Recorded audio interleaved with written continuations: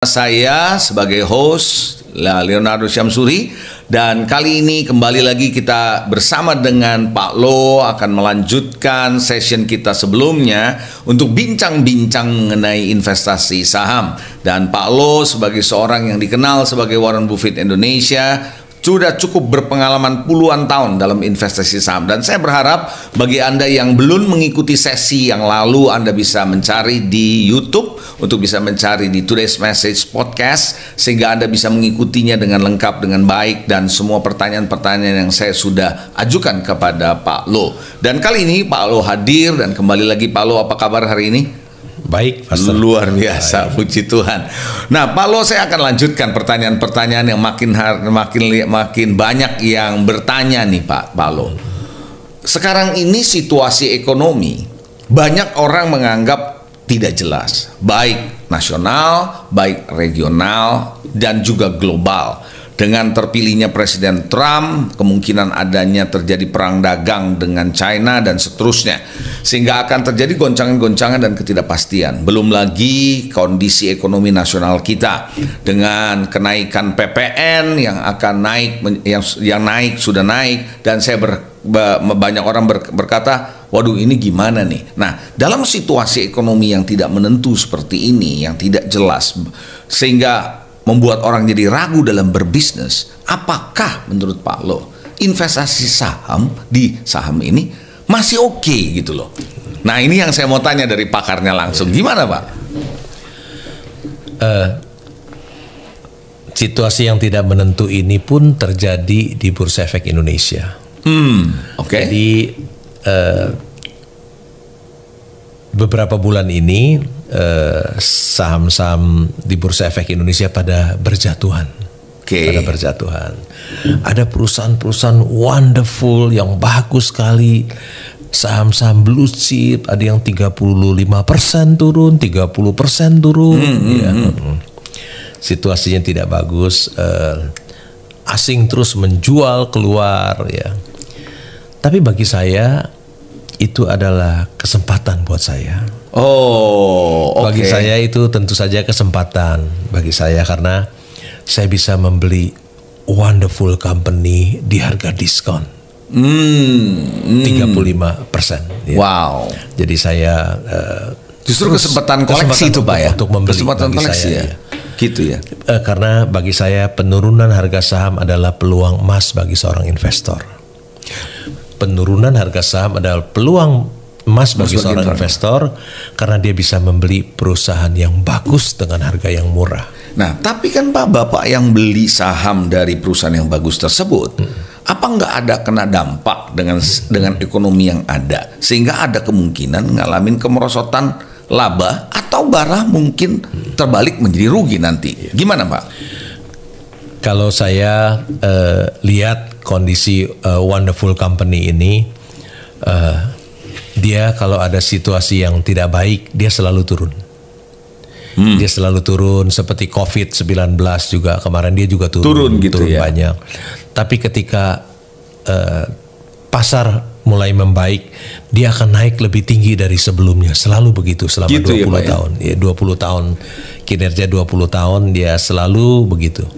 Karena memang siklus ekonomi nggak selalu terus ada di bawah terus turun sampai titiknya di bawah ya, dan dia akan membal naik lagi gitu ya. Tinggal terus, tunggu waktu ya. Tunggu waktu, begitu ekonomi pulih, dia akan naik lebih tinggi dari sebelumnya. Nah, ini berarti karena memang ada dana khusus memang untuk investasi itu ya, Pak ya.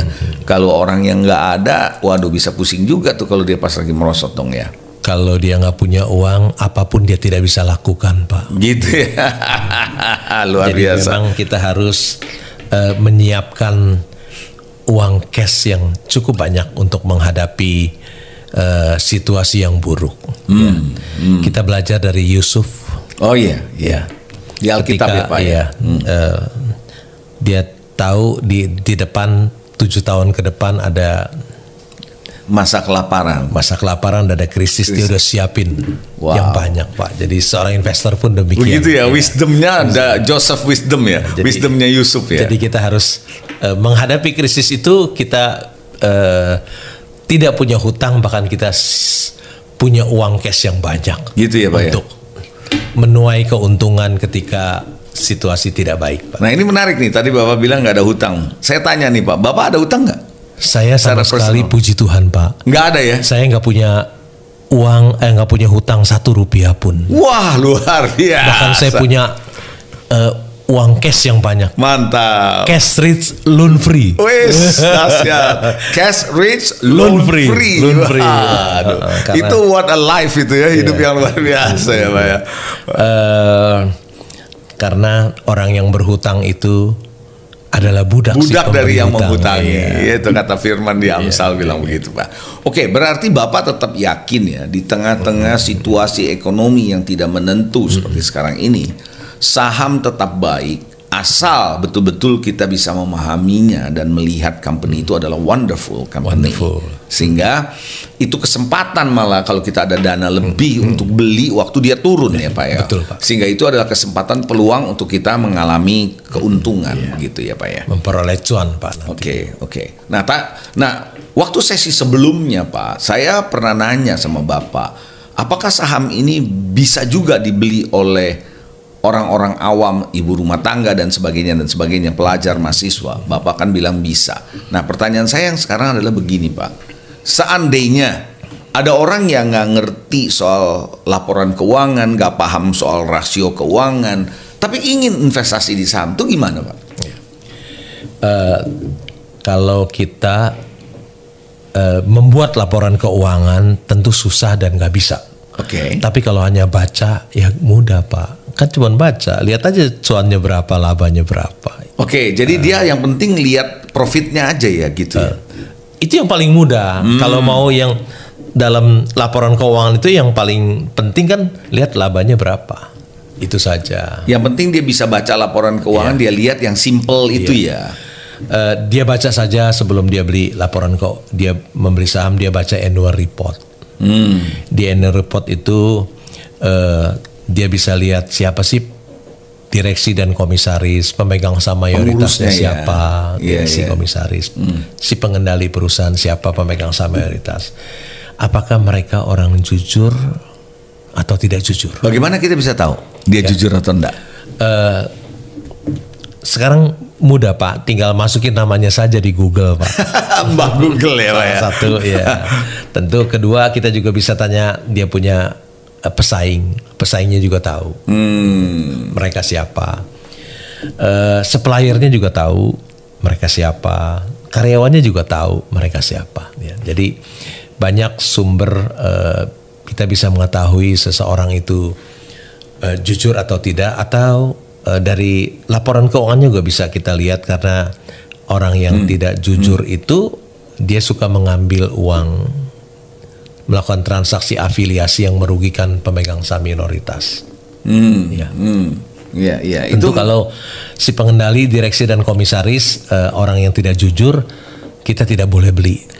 Gitu ya, tidak boleh beli. Iya. Cuman kalau sebagai seorang awam mungkin untuk lihat itu kesempatan dan peluang untuk tahu lebih jauh, baik pemasoknya, baik krediturnya, baik karyawannya, mungkin nggak ada kesempatan, tapi paling tidak lewat Google masukin namanya bisa kelihatan ya Pak ya, paling tahu ya.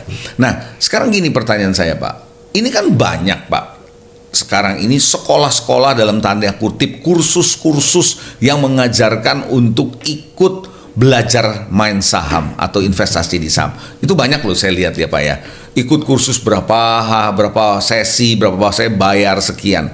Nah apakah Bapak dalam konteks ini melihat kalau orang yang nggak bisa baru mau belajar saham, gimana tuh Pak kalau ngikut kayak gitu menurut Bapak? Apakah advisable, apakah oke, rekomendasi, atau menurut Bapak ada cara lain? Ada guru yang baik, ada guru yang tidak baik. Wah ini kayak di Alkitab aja nih, ada nabi palsu nih. Luar biasa. Oke, gimana nih? Tapi bisa juga lihat, belajar dari YouTube juga bisa. Ada orang yang bicara saham kita dengar, kan itu kan bisa kita dengar dengan cuma-cuma. Ya, ya. Biasanya orang yang jago, dia tidak buka kelas. Oh, oke. Kalau dia jago nggak buka kelas, nggak bakal bikin kursus gitu ya. Biasanya kenapa, begitu, Pak? ya. Kenapa bisa begitu, Pak? Why? Karena dia dapat uang banyak dari hasil investasi dia, nggak perlu dia repot-repot buka kelas, Pak. Iya, karena berinvestasi di Bursa Efek Indonesia itu begitu mudah, dapat uang besar begitu mudah, dan tidak perlu dia capek-capek buka kelas. Iya kan, perlu waktu. Gitu ya. Biasanya orang-orang yang buka kelas itu malah tidak membeli saham. Pada umumnya begitu ya. Jadi sama orang pada bilang bahwa dia ngajarin tapi dia sendiri tidak melakukannya gitu ya, Pak ya. Tidak mengerjakannya. Jadi iya menarik ini. Pak, iya, kembali Pak, yang tadi Bapak bilang, kan saya baru bilang lihat pengendalinya siapa. Iya. Juga mesti lihat bidang usahanya, Pak. Oh, iya, oke. Ketika beli perusahaan kan kita harus lihat tahu bidang usahanya. Ada apa. Bidang usaha yang bagus, ada yang jelek. Terus kita juga mesti lihat tadi labanya bagaimana, kecil atau besar. Iya. Terus perusahaan ini bertumbuh atau tidak? Growth-nya itu dari tahun ke tahun itu perlu dilihat. Di annual report itu disajikan laporan singkat 5 tahun. Jadi kita bisa lihat pertumbuhannya selama 5 tahun. Kemudian kita lihat juga evaluasinya. Evaluasi. Oke. Apakah ini perusahaan yang bagus dan murah atau bagus dan mahal? Kalau bagus dan mahal, saya tidak mau beli. Kalau jelek dan murah, saya juga tidak mau beli. Ya, jadi saya hanya membeli perusahaan bagus yang murah. Tapi kan Pak, kalau mencari tadi yang Bapak bilang bagus dan murah di pasar modal, apakah masih banyak yang kayak seperti itu, Pak? Atau sudah terbatas? Ketika IHSG tinggi, ya. Jumlahnya jadi terbatas.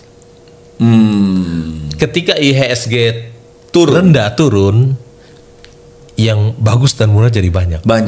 Oke. Berarti kesempatan ya sebenarnya ke waktu indeks turun itu kesempatan untuk kita masuk sebenarnya. Opportunity. Untuk dapetin barang bagus dan murah. Iya, Mercy harga bajai istilahnya. Wow. Luar biasa. Satu lagi, Pak. Iya, gimana? Ketika kita membeli saham itu, satu lagi lihat dividen yield. Oke, tahunannya. Setahun berapa kali? Biasanya 1 atau 2 kali. Banyak yang 1 kali.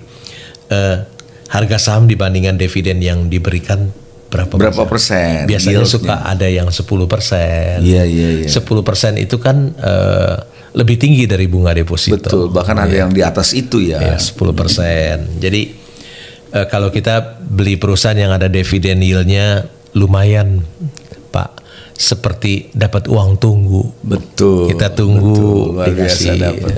Dari pengalaman Pak Lo sebagai investor, pernah mengalami dapat dividen yang tertinggi berapa persen, Pak? Tertinggi berapa persen? Pernah Bapak alami? Ya paling tinggi kira-kira 10% lah, ya. Bisa ya 10% ya? 10% ya. Wow. Itu kita diemin aja dari 10% udah jauh lebih tinggi daripada bunga biasa gitu ya, Pak ya. Kan tahun lalu perusahaan gas negara bagi dividen 148, kan harga sahamnya waktu itu masih 1.300 gitu. Oke. Belum lagi capital gain ya. Belum lagi capital gain ya. Udah dapat itu capital gain lagi, luar biasa ya. Wow. Makanya bagi saya saham is the best choice, Pak. The best choice ya, Pak. The best choice. Oke. Nah, Pak, banyak orang kayak pemain sepak bola kan perlu ada coach, ya kan ya, baru bisa menang. Kalau terus pemain bulu tangkis perlu ada coach. Banyak orang percaya bahwa dalam hidup ini perlu ada coach untuk bisa membuat kita sukses. Nah, pertanyaan saya, Bapak sebagai seorang investor kawakan sampai hari ini, pernah nggak Bapak atau punya nggak tokoh investor gitu ya, yang menjadi panutan Bapak, atau mungkin Bapak punya coach sebelumnya untuk bisa melatih Bapak sampai bisa piawai, jago di dalam investasi. Ada nggak atau gimana? Saya belum pernah punya coach, Pak. Belum pernah ya? Belum pernah. Jadi ini otodidak dong? Otodidak. Wow. Jadi saya tahun 35 tahun yang lalu saya membeli saham ikut-ikutan. Saya otodidak, belajar sendiri dari tulisan-tulisan jurnalis, koran yang saya baca. Tahun 96 baru saya ketemu buku Warren Buffett di Gramedia. Judulnya Warren Buffett Way. Disitulah saya menemukan cara yang terbaik dari Warren Buffett. Karena dia adalah seorang yang sudah membuktikan diri berhasil di dalam investasi saham. Ya, jadi dialah yang selama ini menjadi contoh saya, jadi panutan saya. Karena yang lain belum bisa jadi contoh karena belum terbukti. Hanya omong doang. Ya, omon-omon gitu. Cuman omon-omon ya Pak ya. Berarti tetap ada panutan tapi tidak langsung, tapi sifatnya indirect melalui tulisan yang bersangkutan. Melalui buku-buku tentang Warren Buffett yang saya baca ya. Secara personal pernah ketemu nggak Pak sama Warren Buffett? Saya pernah ke Omaha, Pak. Ya, pernah ke Omaha menghadiri rapat Berkshire Hathaway di sana. Ya, di Berkshire-nya. Di Berkshire Hathaway di Omaha. Dan saya pernah ke rumah Warren Buffett. Oh, luar biasa. Jadi, di rumah Warren Buffett seberang berhadap-hadapan rumah. Ditulis pelang mau dijual, Pak. Oh, di depan rumahnya berhadap-hadapan. Lagi itu saya udah siapkan uang untuk membeli rumah itu. Maret 2020, tetapi Tuhan belum mengizinkan, COVID datang. Jadi saya takut mati ke sana. Dan kalau masuk rumah sakit juga biayanya miliaran di Amerika. Jadi saya tidak berani pergi. Saya tidak tahu sekarang sudah terjual atau belum. Mungkin sudah terjual kali ya. Dan saya juga keinginan saya untuk membeli, tinggal di sana juga sudah menurun ya, udah nggak semangat kayak dulu gitu ya, karena dulu hampir jadi Warren Buffett neighbor. Iya, luar biasa. Berarti secara jumpa personal udah pernah ketemu, udah pernah ngobrol. LUPS ya. LUPS Berkshire. Bapak beli juga sahamnya?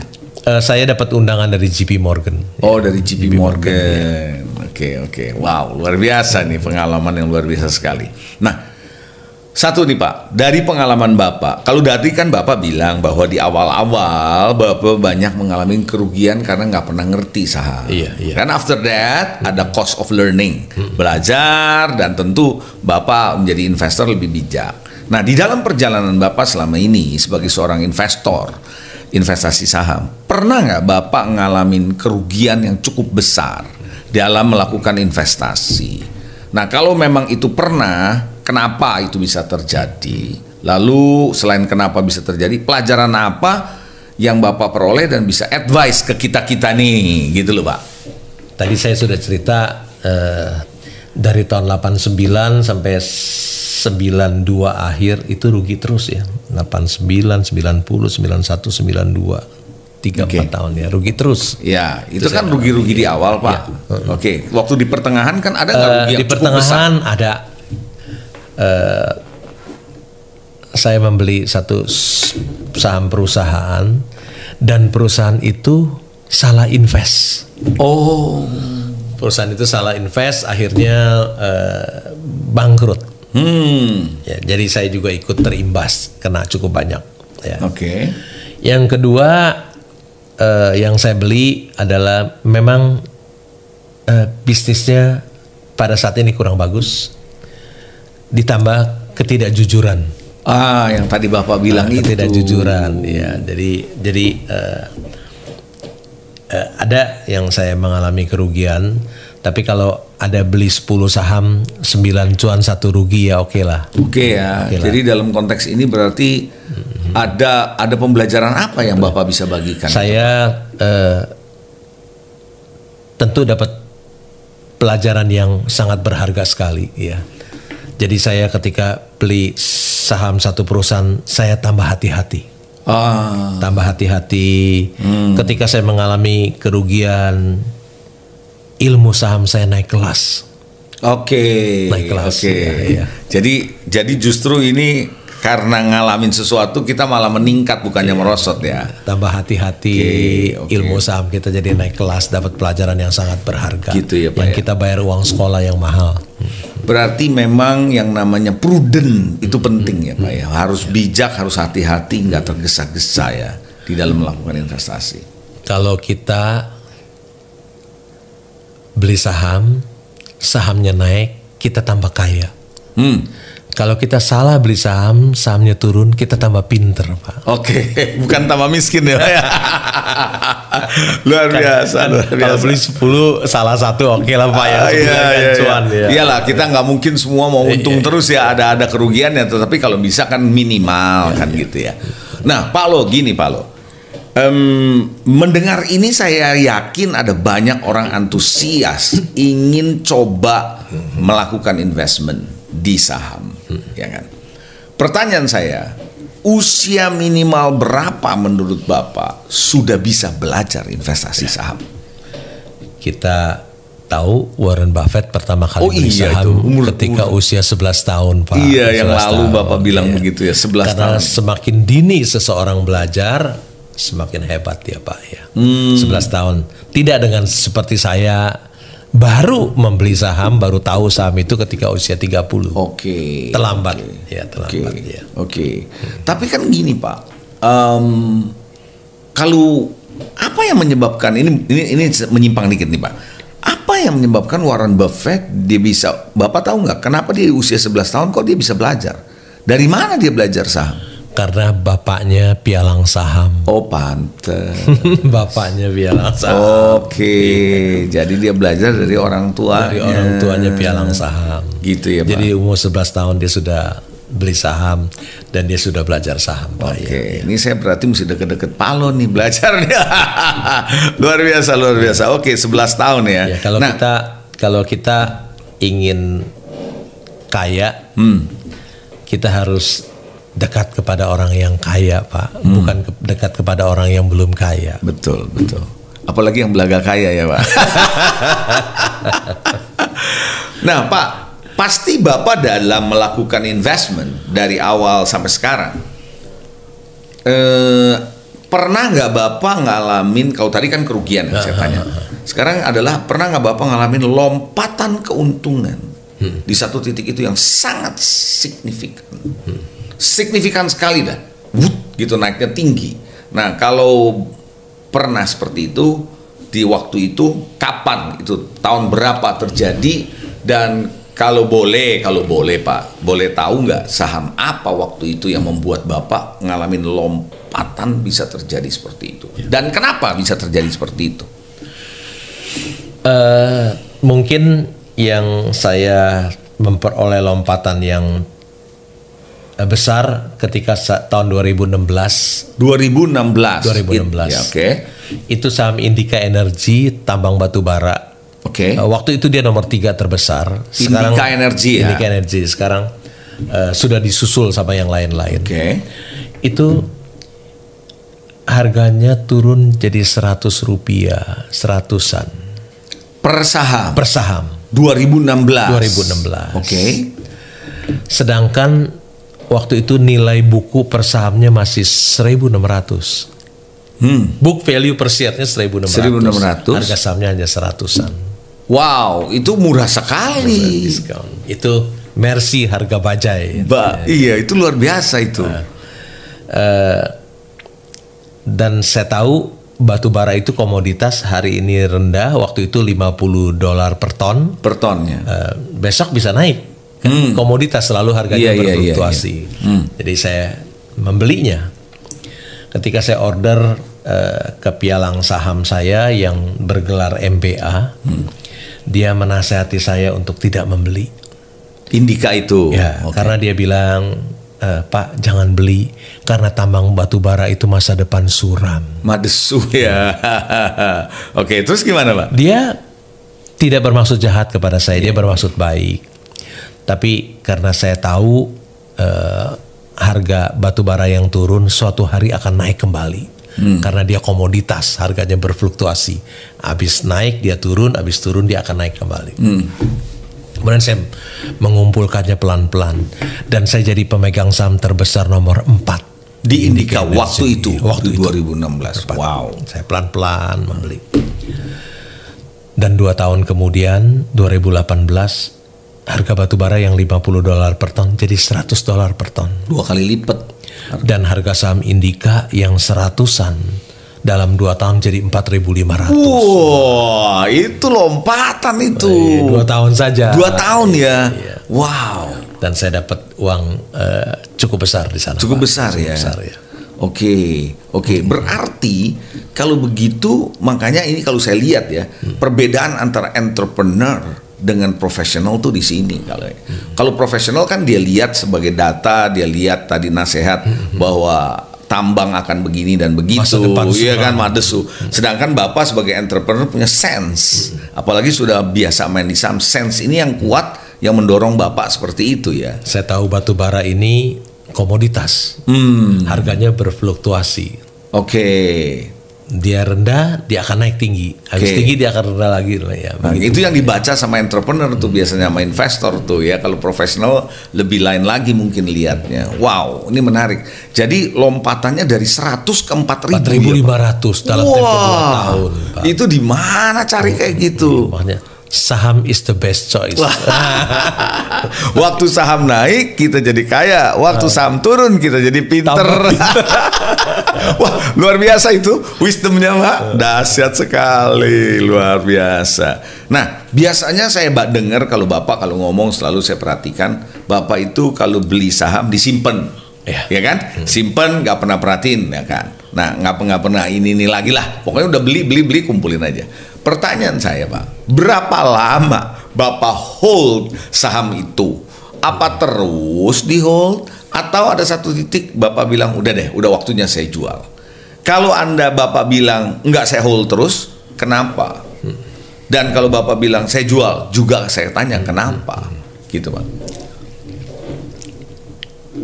Tadi Bapak tanya pegangnya berapa lama? Iya betul. Saya jawab, tomorrow is a mystery Pak. Oke. Hari esok itu punya kesusahannya sendiri kalau kita Pak. Tidak ada seorang pun yang tahu apa yang terjadi hari esok Pak. Gitu ya, betul. Yang saya tahu adalah saya beli Mercy harga bajai. Tentu si bajai ini kembali ke Mercy, it takes time Pak. Perlu waktu.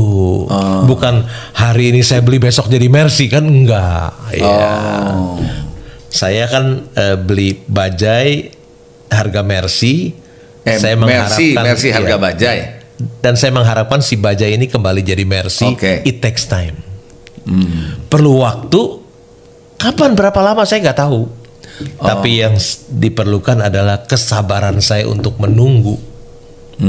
Saya harus punya kesabaran untuk menunggu agar si bajai ini kembali jadi Mercy. Kalau dia jadi Mercy, tentu akan saya jual. Kapan Bapak tanya jual? Kalau dia kembali kalau udah jadi Mercy. Seperti Indika, ketika 4.000 lebih kan saya jual. Karena saya dia tahu ini komoditas, habis naik dia akan turun lagi. Iya. Saya jual. Tapi kalau dia wonderful company, mungkin selamanya saya pegang juga nggak apa-apa. Gitu ya.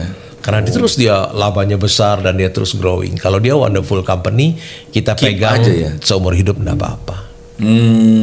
Ya. Tadi kan saya pernah sebut saham BCA.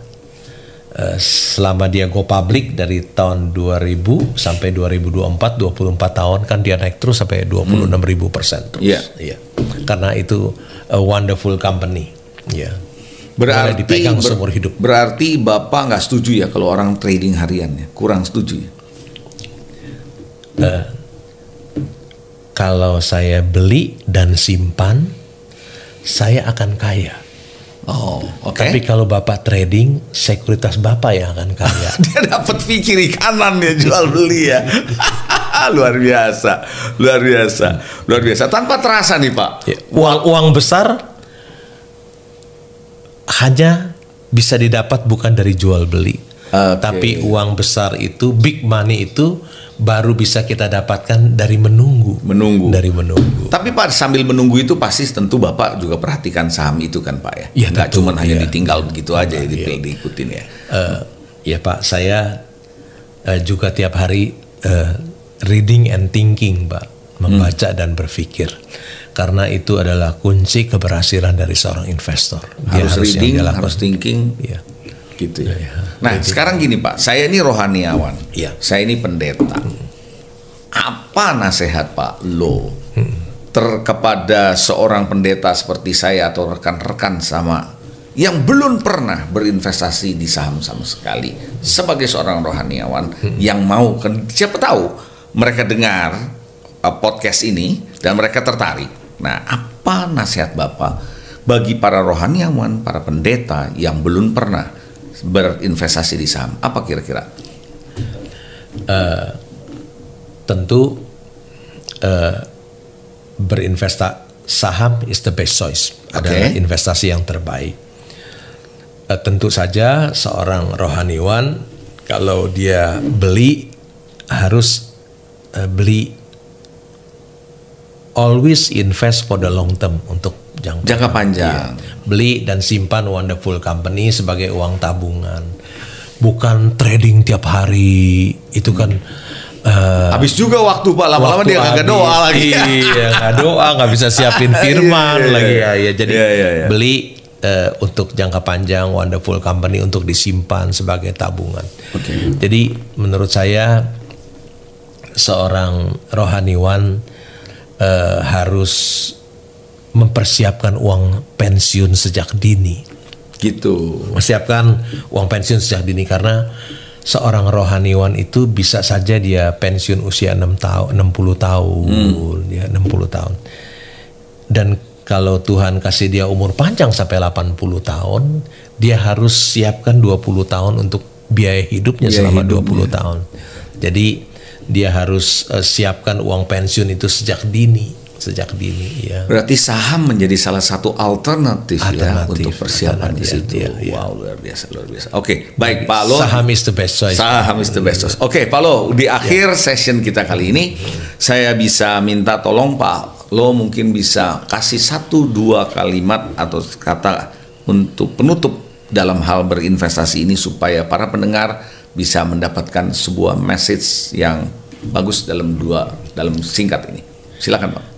Berinvestasi saham bukan saja bisa memenuhi kebutuhan kita hidup sehari-hari. Karena banyak orang bertanya, apakah saham itu bisa memenuhi kehidupan kita untuk sehari-hari? Ya. Ada yang juga bertanya, apakah berinvestasi saham itu bisa membuat seseorang jadi financial freedom? Ya.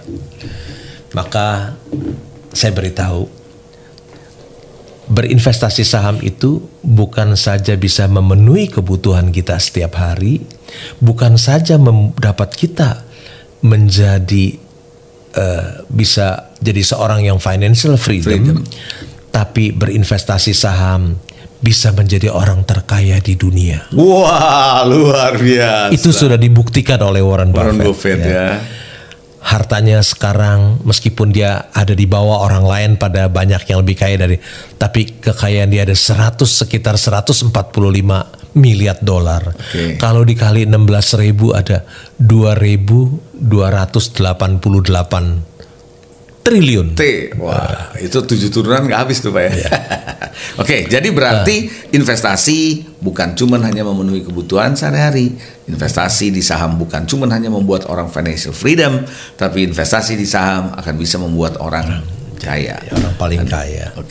Bahkan di dunia ya. Di dunia. Satu lagi Pak, menjadi seorang investor saham adalah salah satu pekerjaan terbaik di dunia. Gitu ya. Wah, pekerjaan nggak pernah dengar ya.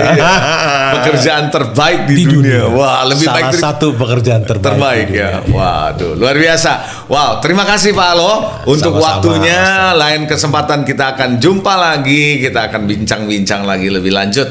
Baik, para pemirsa dimanapun Anda berada, bersyukur, terima kasih kepada Anda juga yang sudah setia mengikuti podcast ini, dan saya berharap ini bisa memberkati kita semua. Sampai jumpa.